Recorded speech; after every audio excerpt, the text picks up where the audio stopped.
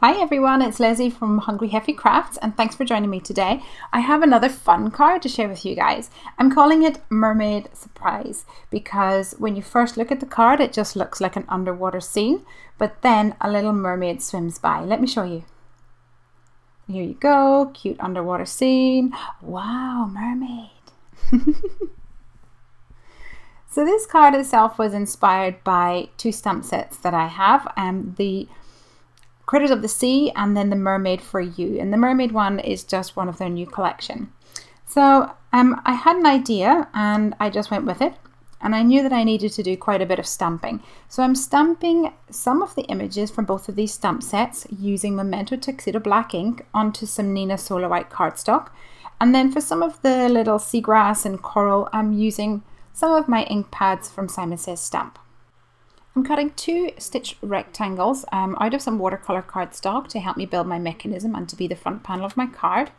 And first of all, I'm going to do the inside piece. So I'm going to draw a line with a pencil and ruler about 1 centimeter down from the top of the card.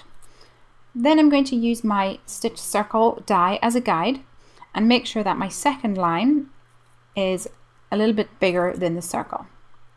Next, I'm going to connect those two lines together on both the left and the right, and I'm going to be cutting away this section on the left and also this section on the right. So this inside mechanism piece will kind of look like a big capital I. Now I want also the circle, the aperture of the front panel to be exactly there, so I'm going to use some washi tape with the sticky side facing up and tuck that in underneath my stitch circle die, lay it in place, and then very carefully lay this second rectangular piece on top.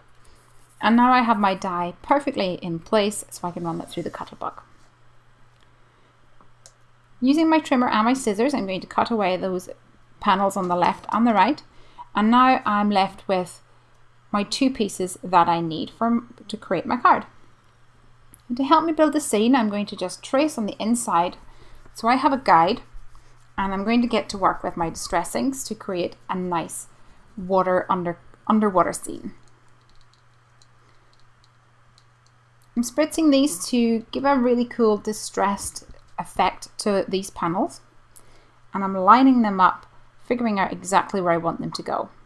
And I'll use my aperture piece as a guide. Next up, Copic Coloring these little critters. I stamped way more than I actually used, but that's okay because I'll put them on different cards. And I'm just coloring them in. I'm not sharing with you the colors this time because there was quite a lot that I used, and this video is really focusing more on how I made the surprise element of the card. So I'm building up my scene. I used some double-sided sticky tape to put the sandy mounds in place, leaving a little bit of a gap so that I could tuck these other elements behind.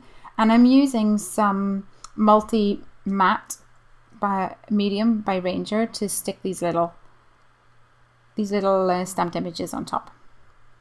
I'm now going to add a few little dot details with a white gel pen, and then also with a few of my brown Copic marker colors.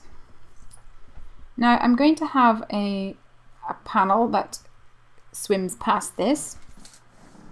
But first of all, I figured that it would I didn't want anything to catch on all those little critters. So I cut out a piece of acetate using the same stitched rectangle die, and I'm going to stick that right on top. So when I have my sliding mechanism, it slides by really smoothly. So let's stick that down and trim off any overhanging sticky tip. And then I'm going to use that base piece as a guide to cut away any of those overhanging elements to get that really fat eye back again. So here I have this piece, and the front panel will go on top like this. And now for the inside piece, which has got the mermaid on it. The acetate didn't quite move, it wasn't as thin as I wanted it to be. So what I've done is I've actually pulled out a few of basically the packaging from some Lawn Fawn goodies. I ended up using the one from the stamp chamois, and I'm measuring the width of that middle section of the eye, and I cut a piece a piece of this plastic that would fit perfectly. And what you might notice here is that I've actually kept the adhesive, the bit that goes over the bottom of your packaging and has the adhesive on it. I'm reusing the adhesive that's already there. So if I stick this little piece of washi tape on here and I use my finger and thumb to slide it, you can see the washi tape goes right the way around and pops out the other side. So now to stamp the mermaid, I'm going to actually figure out exactly where I want the mermaid to be. I want it to come in along here, but I'm going to stamp it on the back. So I've got my acetate or plastic in place, and I'm going to put my mermaid on top of the plastic where I want it to be, and then I'm stamping that, and I'm using some StazOn ink, and because of the plastic, the slick surface, StazOn ink is the best one to use for this. Everything else will pretty much rub off. So now to colour this little guy, I'm going to place it just on top of the card so you can see it better. And I'm using my Copic markers to colour this in. I will say that it's better to pounce the marker up and down rather than rub it, because it can rub away because of the slick surface. But you get there in the end. You do need to build up some of the colours in a few layers as well. Once that was dry, I took my paint pen and I went right over the top with my paint pen. So what's going to happen is that there is a white paint background behind the mermaid, and that makes sure that none of your underwater image shines through the mermaid like a ghost. So let me show you here. If I put this on the top of the card, because it's got that white background, it pops out and you can see it really clearly. So now I'm going to create a card base for mounting, or to mount this front panel on top of. But what I want is for there to be a hole in here so my mermaid shines through whenever it's hiding. This will also help me with the turning mechanism, so I can use both my finger and my thumb to turn the plastic together. So I used a stitched circle die to cut that out as well. And now I'm going to stick this in place. You need to make sure that there is no sticky anywhere near that piece of plastic that goes all the way around the card. So I'm just putting some foam tape along the top and the bottom, sticking that in place, and then adding some more foam tape once again on the top and the bottom sections so I can add the front panel. Now before I stick that down, I want to stamp a greeting on there. And the Mermaid For You stamp set has some really cute sayings and greetings on that.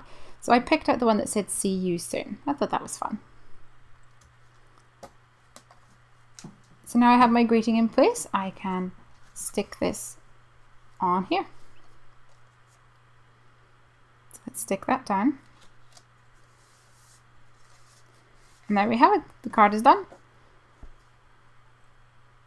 And so when I put my finger and my thumb on the front and on the back, I can push with my finger and pull with my thumb, and the little mermaid swims through my underwater scene. Fun, huh? Thanks so much for watching the video today. Please do give it a big thumbs up if you like it, and hit subscribe for more of my videos. And you can always hop on over to HungryHeffyCrafts to see more of my stuff. Thanks very much and have a great day. Bye!